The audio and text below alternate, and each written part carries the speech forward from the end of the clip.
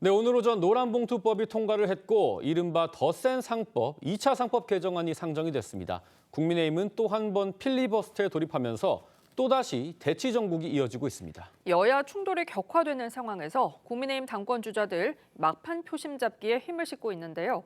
성지훈 민주당 정책위 부의장, 정광재 국민의힘 대변인과 정치권 쟁점들 짚어보겠습니다. 안녕하십니까? 안녕하십니까? 반갑습니다. 네, 노란봉투법이 민주당의 주도로 국회 본회의를 통과했습니다. 오전 9시쯤이죠. 이 본회의 표결에서 찬성 183표로 노란봉투법이 의결됐습니다. 그 장면 보고 오시죠. 투표 결과를 말씀드리겠습니다. 재석 186인 중 찬성 183인, 반대 3인으로서 노동조합 및 노동관계조정법 일부 개정 법률안 대안은 가결되었음을 선포합니다. 진작에 통과시킨 법이었는데 윤석열 거부권 행사로 지금까지 노동계 염원이 미뤄졌었는데 오늘 우리가 그것을 달성했다라는 것으로 우리가 역사적으로 큰 일을 했다 이렇게 생각을 합니다. 의원님 여러분들이 자랑스럽습니다. 네, 범여권은 찬성표를 던졌고요. 국민의힘 의원들 투표를 거부했고 개혁신당 의원 3명이 투표에 참여해서 반대표를 던졌습니다. 오늘 정청래 대표는 역사적으로 큰 일을 했다고 자평을 했거든요. 이렇게 여당 독주로 쟁점 법안들이 계속해서 처리되는 상황. 국민의힘에서는 무력감을 느낄 수밖에 없을 것 같아요. 네, 지금 사실 국회 운영과 관련해서는 그야말로 민주당 맘대로 운영될 수밖에 없는 현실이죠. 방송 3법을 비롯해서 민주당이 통과시키겠다고 하는 법안은 모두 민주당의 일정대로 진행될 수밖에 없는 상황에서 국민의힘이 과연 의회에서 어떤 일을 할 수 있는가 이런 부분에 대해서 말씀하신 무력감을 느낄 수밖에 없습니다. 그래서 우리가 갖고 있는 최소한의 정당적인 방법, 그게 필리버스터이기 때문에 이걸 통해서 국민들께 이 법안의 문제점이 무엇인지를 소상하게 설명하는 데 중점을 두고 있는 거고요. 사실 이재명 대통령의 대통령 후보 시절의 1호 공약이 세계를 선도하는 경제 강국을 만들겠다는 거였습니다. 그런데 지금 이렇게 일방적으로 통과시키고 있는 노란봉투법과 상법 개정안이 경제 강국을 만들기 위한 기업하기 좋은 나라를 만드는 환경에 도움이 되는가, 이 부분에 관해서는 민주당도 심사숙고할 필요가 있다고 생각합니다. 야당일 때는 본인들이 주장하고자 하는 바를 강력하게 주장할 수 있죠. 그러나 집권 여당이 됐을 때는 그 정책이 갖고 올 파장에 대한 책임감을 크게 느껴야 하는데 그러지 못한다는 점에서 대단히 아쉽습니다. 네, 그렇긴 합니다만 국회 법상 재적 의원 3분의 1 이상으로 필리버스터 시작 24시간 이후에 종결 처리를 할 수가 있고 민주당 입장에서는 이제 이번에 상정한 상법 개정안이나 노란봉투법 모두 더 나은 나라, 근로환경 개선을 위해서는 불가피한 조치다 이렇게 생각하시는 것 같아요. 말씀하신 것처럼 저희가 경제 강국으로 가겠다는 목표를 갖고 있는 상황에서 만약에 정말 이 법안들이 정말 경제를 망치는 법안이라면 저희가 이걸 통과시키겠습니까? 그리고 민주당이 다수 의석으로 그냥 독단적으로 통과시킨다 이렇게 표현들을 하시는데 사실 노란봉투법 같은 경우는 2009년에 쌍용자동차 파업 이후에 뭔가 노동계에서 지속적으로 요구를 해왔었고 문재인 정부 때도 추진을 하려고 했었던 법안입니다. 그러니까 상당히 오랜 기간 국민들도 민주당이 정권을 잡으면 언젠가 노란봉투법 추진을 할 거라는 걸 알고 계셨던 상황이었고 그런 상황 속에서 작년 총선 때 민주당의 지금의 압도적 의석을 주셨던 것도 주권자분들입니다. 저는 그만큼 민주당이 이런 상법 개정안, 노란봉투법 개정안 이런 부분에 대해서 국민들도 충분히 인지하고 계신 상태에서 지금의 의석수를 나눠주신 것이기 때문에 저는 국민들의 염원이 담겨 있는 법안 개정이다라는 말씀드리고 싶습니다. 네, 그렇긴 합니다만 이 경제단체들은 조금 생각이 다릅니다. 경제 6단체들은 법안 통과 이후에 일제히 유감 표명을 했고요. 국민의힘 의원들은 경제 악법이라면서 법안에 반대를 했습니다. 저희가 필리버스터에서 나온 이모저모를 모아봤습니다. 보고 오시죠. 산업 현장에서부터 노사의 대화를 촉진하고 노동시장 격차를 해소하기 위한 토대를 만드는 것이 이 노조법 2, 3조 개정입니다. 이렇게 중요한 법이 과연 기업의 의견을 듣지 않고 강행 처리되었을 때 제대로 산업 현장에 뿌리 내릴 수 있을까? 저는 그렇지 않다고 생각합니다. 장관 어디 가셨어요? 여기 임석해야 되는 거 아닌가? 장관이 장시간 자리를 비우는데 아니 국회를 무시해도 아니 국회를 무시해도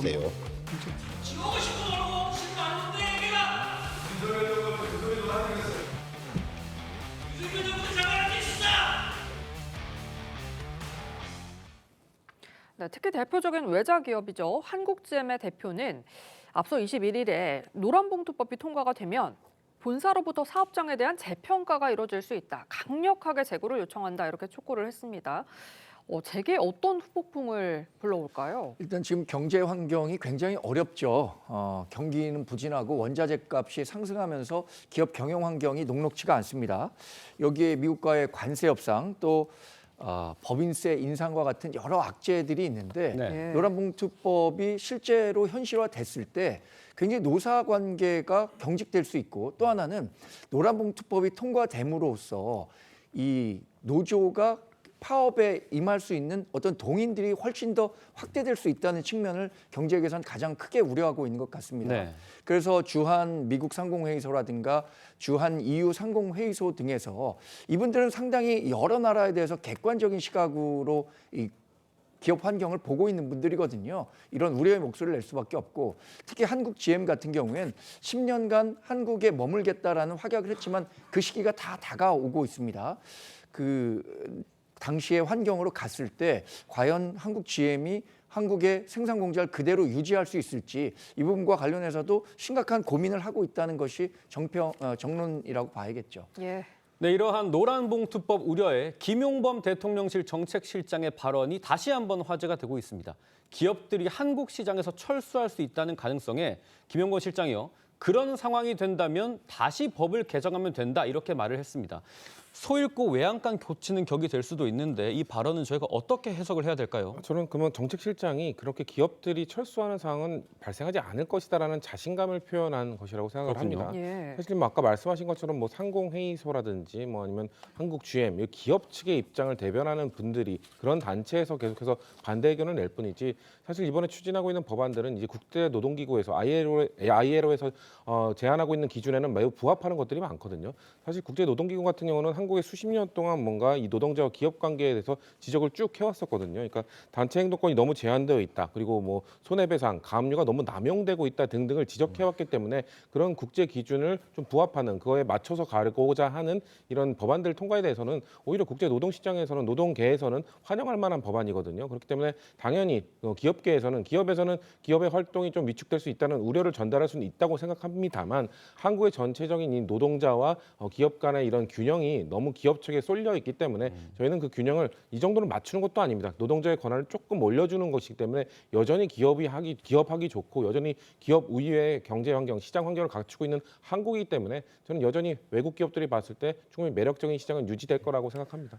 네, 그런데 그런데 산업 현장에서 파업이 이루어지는 문화가 좀 다른 것 같아요. 예. 우리나라에서는 사업장을 점거해서 전체 공정이 스톱되는 경우가 많은데 해외에서는 그렇지가 않거든요. 그리고 대체 인력 투입이라든가 이런 부분과 관련해서는 우리가 굉장히 경직된 제도를 갖고 있기 때문에 이것이 경영계와 노동계가 기울어진 운동정이었는데 그것을 평평하게 만드는 수준이라고 생각하기에는 굉장히 나이브하다고 생각하고요. 김용범 정책실장이 이렇게 얘기한 것도 전 굉장히 문제가 있다고 생각합니다. 이렇게 한 번 잘못 발을 들이기는 쉽지만 그것을 다시 돌아와서 제대로 정착시키기는 굉장히 어려운데 정책실장이라는 분이 다소 이렇게 뭐라 그럴까요? 현실과는 좀 동떨어진 발언을 한다는 측면에서 저는 굉장히 잘못된 발언이었다고 생각합니다. 예, 이런 재계 반발을 좀 의식을 해서일까요? 노동부는 노란봉투법 시행 전 6개월간 이 노사 의견을 수렴하는 그런 TF를 구성하기로 했습니다. 6개월간의 시행 준비 기간을 갖겠다는 건데 이게 대안이 될 수 있을까요? 근데 제가 6개월 이후의 기간과 1년 이후의 기간과 뭐가 그렇게 차이가 있는지 모르겠어요. 예. 우리 당과 지금 재계에서는 6개월 말고 1년간 유예 기간을 가진 이후에 여기서 나오는 그 시행착오들을 바탕으로 다시 한번 논의를 하자는 건데 굳이 왜 꼭 6개월을 민주당이 고수하고 있는지 이 부분과 관련해서 민주당이 좀 속 시원히 설명해 줄 필요가 있다고 생각합니다. 알겠습니다. 이런 상황에 조국 전 대표가 이 노란봉투법에 대한 입장을 표명을 했습니다. 감개무량하다. 본인이 이제 과거에 법 제정을 호소했다. 이런 점도 강조를 했는데 노란봉투법에 대한 여야 공방 속에 저희가 기존에 조국 전 대표의 존재감이 있지는 않았거든요. 모든 현안에 대해서 입장을 표명하고 있는 조국 전 대표 이런 행보 어떻게 보십니까? 일단 많이 답답하셨을 것 같아요. 감옥에 수감되어 있는 동안 특히나 조국혁신당의 전직 대표 입장에서는 조국혁신당이 좀처럼 제3당으로서의 목소리를 내지 못하고 있는 상황에서 이렇게 사면 복권이 된 이후에 적극적으로 이렇게 정치에 바로 복귀하시고 현안에 대해서 하나하나 지적하시는 모습, 저는 그 마음은 이해합니다만 지금 저희 이재명 대통령께서 조국 전 대표를 사면해 준 것이 당신이 지은 죄가 없다라고 무효로 해준 게 아니잖아요. 그러니까 네. 형의 집행을 중지하고 정치할 수 있는 그런 권한을 복권시켜 준 것이기 때문에, 그렇다면 국민들께서 조국 전 대표가 결국 죄를 지었던 부분에 대한 사죄나 이런 생각들을 어떻게 갖고 계신지 좀 궁금해할 거라고 생각합니다. 조국 전 대표도 그런 말을 했죠. 2030 세대가 본인에 대해 반감을 갖고 있는 걸 알고 있다. 근데 사과한다고 되겠는가? 사과 이상의 뭔가를 하기 위해 노력하겠다고 말씀하셨기 때문에 네. 이렇게 정치적 민감한 현안에 대해서 하나하나 논평을 하시는 것보다는 그들의 마음을 어떻게 되돌릴지부터 또 뭔가 고민하고 그걸 행동으로 이어가는 것이 조국 전 대표의 정치 행보에 저는 시작이 되어야 하지 않나, 그렇게 말씀드리고 싶습니다. 네, 앞서 조국 전 대표가 지난 15일이죠. SNS에 된장찌개가 끓는 영상과 함께 가족 식사다라는 글을 올렸는데 이게 고급 한우 전문점 후식 메뉴라는 게 알려지면서 논란을 낳았거든요. 그제 라디오에 출연해 이렇게 해명을 했습니다.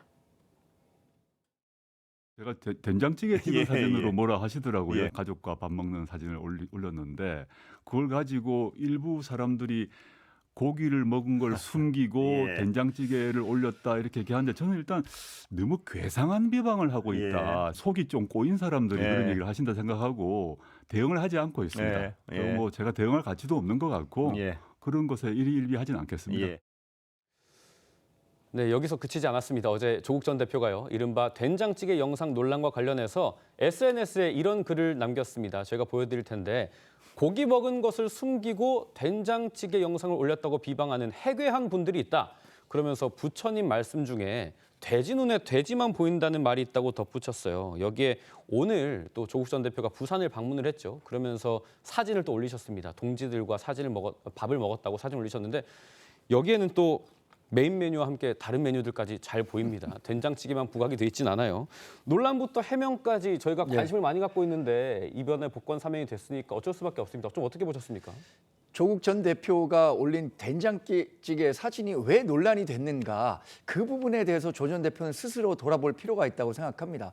조국 전 대표가 가진 가식과 위선을 그대로 보여준 사진이었다라고 평가할 수 있기 때문에 저게 논란이 된 거예요. 조국 전 대표가 현실 정치를 하기 전에 SNS상을 통해서든 인터뷰를 통해서든 얼마나 정의로운 얘기들을 다 쏟아냈었습니까? 그런데 2019년에 불거진 조국 사태 때 그것이 입으로는 그렇게 정의와 진실을 얘기하지만 실제로는 모든 것이 다 위선이었다는 것이 드러났기 때문에 국민적인 반감이 있었던 건 아니겠어요? 된장찌개 사진도 그렇습니다. 본인은 굉장히 서민 음식을 먹었다라는 것을 국민들께 보여주고 싶었지만 그 이면에는 1인당 거의 10만 원에 가까운 한우를 먹었다는 진실이 숨어 있는 거잖아요. 그리고 돼지 눈엔 돼지만 보인다라는 부처님 말씀, 저는 절반 이상의 국민들을 그러면 돼지로 표현했다는 측면에서 저는 굉장히 모욕적인 표현이라고 생각합니다. 조 전 대표가 올린 사진에 대해서 굉장히 불편한 마음을 가졌던 사람들이 전 적어도 국민 절반 이상은 된다고 생각하는데 그 사람들을 다 돼지 눈에 돼지가 보인다는 말로 비하한다는 것 자체가 더 큰 정치인, 그러니까 대통령이 되겠다는 사람이 할 이야기는 아니었다, 이렇게 평가합니다. 네, 보수 진영의 이런 비판 동의를 하시는지요? 일단 전 조국 전 대표의 사진을 보고 많은 다수의 국민들이 불편해하셨을 거라고 생각하지는 않아요. 그러니까 저 사진이 사실 된장찌개가 아니라 전문 용어로 된장 술밥인데요. 그러니까 예. 한우를 파는 곳에서 나오는 음식이고, 그리고 반찬들을 같이 사진에 올렸기 때문에 저 반찬도 저는 제가 가본 이제 한우집에서 보통 나오는 반찬들이기 때문에 저거를 뭐 한우를 먹은 거 숨기고 딱 저 음식만 먹었다는 올리기 위해서 저는 저걸 SNS에 게시했다고 보지 않고요. 그렇기 때문에 좀 국민들도 좀 과한 비판이다. 조국 전 대표가 참 일부 진영으로부터 미움을 받고 있구나, 이렇게 생각하실 거라고 생각했어요. 근데 조국 전 대표가 아까 우리가 봤던 라디오에 나왔을 때는 일일이 뭐 대응을 하지 않고 있다, 또 속이 좀 꼬인 분들의 대응인 것 같다라고 한 거기까지는 괜찮았는데, SNS에 이 돼지 눈에는 돼지만 보인다, 이 말씀을 올린 건 굳이 이 논란을 다시 한번 키움으로써, 이게 지난주에 좀 다뤄졌던 문제인데 지금 우리가 오늘 또 뉴스 현장에서 또 다룰 정도로 예. 굳이 한 번 더 논란을 만드는 거는 조국 전 대표의 책임이 아닌가, 그런 부분에서도 좀 아쉽습니다. 네, 알겠습니다. 오늘 조국 전 대표는 고향이면서 동시에 조국혁신당 창당을 선언하기도 한 장소인 부산 민주공원을 찾았습니다. 참배를 한 뒤에는 경남 양산 평산마을을 찾아서 곧 문재인 전 대통령을 예방할 예정입니다. 그런 이러한 행보에 대해서 박지원 의원이요, 조국 전 대표를 향해서 성급하면 실패한다, 소탐대실해선 안 된다라고 쓴소리를 했습니다. 민주당에서도 아무래도 조국혁신당 그리고 조국 전 대표 행보에 대해서 많은 관심을 갖고 있는 모양새인데 이러한 활발한 행보가 민심을 얻는 데 좀 도움이 될 거라고 보십니까? 전 아까 말씀드린 것처럼 이렇게 너무 대놓고 정치적 내년 지방선거를 목적으로 한 행동들만 이어가신다면은 민심이 그렇게 좋게 작용하지는 않을 거라고 봅니다. 그런가요? 왜냐하면 민주당 지지층 안에서도 이재명 대통령이 상당한 정치적 부담을 안고 사면 복권을 단행한 것이었거든요. 근데 이 대통령의 이 사면 복권을 해준 사람에 대한 마음을 좀 헤아리기보다는 뭔가 본인 정당, 이 조국혁신당의 정치 행보를 위해서 너무 매질하는 모습을 보이게 되면은 이재명 대통령 사면해준 사람에 대한 이 보답이나 이런 것들은 너무 생각하지 않는 것 아닌가라는 생각을 할 수밖에 없고요. 사실 지방선거에서 저는 호남 지역, 예를 들면 그런 부분에서는 민주당의 우위 지역이기 때문에 조국혁신당과의 건전한 이런 경쟁 관계가 이런 지역 정치의 발전을 이어질 수 있다. 긍정적으로 생각하는 측면이 분명히 있습니다만 아까 말씀드린 것처럼 조국 전 대표가 일단은 국민들께 본인이 지었던 대법원 유죄 확정 판결을 받았던 것 부분에 대해서 특히나 2030 세대에 대해서 거듭 사과나 이런 이해할 수 있는 모습들, 그런 공감을 구하는 모습들을 좀 보이는 것이 필요하다는 게 민주당 다수의 입장입니다. 네, 조국 전 대표는 또 모레부터 28일까지는 광주와 전남, 담양, 전북을 찾아서 당원 간담회를 열 계획입니다. 호남은 내년 지방선거에서 민주당과 경합이 예상되는 지역인데 사흘 동안이나 호남에서 일정을 이어가는 겁니다. 이 지방선거를 앞두고 조 전 대표와 민주당의 관계 어떻게 전개가 될 거라고 보시나요? 지금 조 전 대표의 행보만 놓고 보면 저는 대선 행보급이라고 생각합니다. 문재인 전 대통령 예방하죠. 권양숙 여사 만나고 또 호남 지역을 돌겠다는 건데 불과 5년 전만 하더라도 민주당은 친문 진영이 패권을 갖고 있었죠. 그런데 이 개딸을 중심으로 이재명 대통령이 탄생했는데 조 전 대표 입장에서는 친문의 적자를 자신이 자부하고 있는 것 같습니다. 그래서 민주당과는 당분간 거리를 두면서 지방선거에서도 본인들의 위상을 조금은 높이는 쪽으로 정치 행보를 할 가능성이 크다고 생각하고요. 결국에는 2028년에도 독자 후보를 낸 이후에 2030년 대선을 준비하고 그 과정에서 민주당 후보와의 단일화 과정 통해서 본인이 최종 대통령 후보가 되겠다라는 생각 아마 머릿속에는 이미 다 갖고 계신 것 같아요. 네, 저희는 다음 주제로 넘어가 보겠습니다. 네, 국민의힘 당대표 선거 결선에 오른 반탄박 김문수, 장동혁 후보가 어제 TV토론회에서 맞붙었는데요. 김문수 후보와 장동혁 후보의 막판 표심 잡기 위한 전략 직접 들어보시죠. 조경태 후보는 우리 내란 동조 세력이 있다고 말씀하시는 분이고 그런 분과 어떻게 계속 함께 가시겠다고 하는 건지 개파나 이런 걸 묻지 않고 저는 그렇게 당의 내부 총질하는 분들에 대해서는 결국은 결단을 할 수밖에 없다는 말씀을 계속 드렸습니다. 저는 이제 설득도 하고 또 대화도 하고 이렇게 해야지 그걸 암세포 자르듯이 잘라내야 된다. 이런 것은 과도한 발언이고 만약 그런 식으로 다 잘라내버리면 국민의힘이 그러면 누구랑 같이 일하겠습니까? 네, 보신 것처럼 김문수 후보는 찬탄파의 포용을 강조하고 있고 장동혁 후보는 찬탄파까지 껴안을 수는 없다. 선명성을 강조하고 있습니다. 이제 얼마 안 남았는데 막판 표심이 좀 어떻게 움직일 걸로 보세요? 장동혁 후보가 이 결선 투표를 앞두고 지금까지 해왔던 것을 전면 부정하고 찬탄파까지 포용하겠다라는 메시지를 내기는 전 어려웠을 것이라고 봅니다. 반면에 김문수 후보는 본인이 우위에 있다고는 하지만 그래도 찬탄 진영의 표를 흡수하는 것이 결국에는 결선 투표에서 유리한 구도를 형성할 수 있기 때문에 이런 메시지를 내고 있다고 봐야 할 것 같고요. 사실 우리가 107석밖에는 갖고 있지 않습니다. 범 여권이 180석 넘게 갖고 있는 상황에서 특정 진영에 있는 그 의원들을 출당시키거나 내보내는 것이 과연 어떤 의미가 있을까? 저는 개인적으로는 그 장동혁 후보가 내거는 그 정치적 구호와 관련해서는 좀 무리한 발상이 아닌가라는 생각도 갖고 있습니다. 네, 김문수 후보는 오늘 SNS를 통해서 장동혁 후보는 이재명의 개헌 폭주를 막는 과정에서 국민의힘 의원들이 이탈을 한다고 낙인을 찍었다면서 단결 필승, 분열 필패 이렇게 강조를 했습니다. 그런데 장동혁 후보는 김문수 후보가 현역 의원이 아닌 점이 한계가 될 거다 이렇게 꼬집고 있거든요. 외부에서 보시기엔 어떻게 보시나요? 글쎄요, 뭐 제1야당의 대표가 원외인 거는 그렇게 큰 문제점으로 작용할 거라고 보지는 않고요. 예. 저는 장동혁 의원이 그냥 본인과의 차별성을 하나라도 더 강조하기 위해서 현역이 아닌 점을 지적하고 있는 걸로 보이는데, 글쎄요, 저는 장동혁 후보랑 김문수 후보 둘 분 다 어떻게 보면 반탄 후보였잖아요. 근데 반탄 후보라는 걸 강조하면서 일반 국민들이 봤을 때는 뭐 전한길 씨나 이 탄핵을 반대했던 목소리가 그렇게 다수의 지지를 못 받고 있는 상황이었기 때문에 예. 두 분 다 뭐라고 주장했었냐면 이런 목소리도 당에 있는 것이다. 다양성을 존중해야 된다. 다름 아니냐. 이렇게 이야기를 하다가 지금 와서는 이제 찬탄 후보나 탄탄 지지자들 향해서 장동혁 후보가 저거는 내부 총질이다. 쫓아내야 된다. 이렇게 주장하는 거는 전 자기 모순이라고 보거든요. 그렇기 때문에 장동혁 후보가 지금 사실 상황이 좋지 않다고 저는 밖에서 보고 있습니다. 왜냐하면은 찬탄 후보를 지지했던 저는 당원의 지지층이 최고위원 득표나 이런 걸로 봤을 때 거의 한 8만 명에서 9만 명으로 보여지는데 그게 한 30% 되거든요. 그 30%가 저는 장동혁 후보보다는 김문수 후보로 흘러갈 가능성이 좀 매우 높게 보기 때문에 예. 그렇기 때문에 장동혁 후보는 뭐 원외라서 안 된다. 그래서 한계가 있다. 이런 점을 통해서 좀 극복을 해보려고 하는 걸로 보이지만 저는 그걸 극복하기는 어려울 거라고 생각합니다. 예. 네, 통합과 선명성으로 대표가 되긴 합니다만 누가 되든 국민의힘 당대표는 반탄파가 됩니다.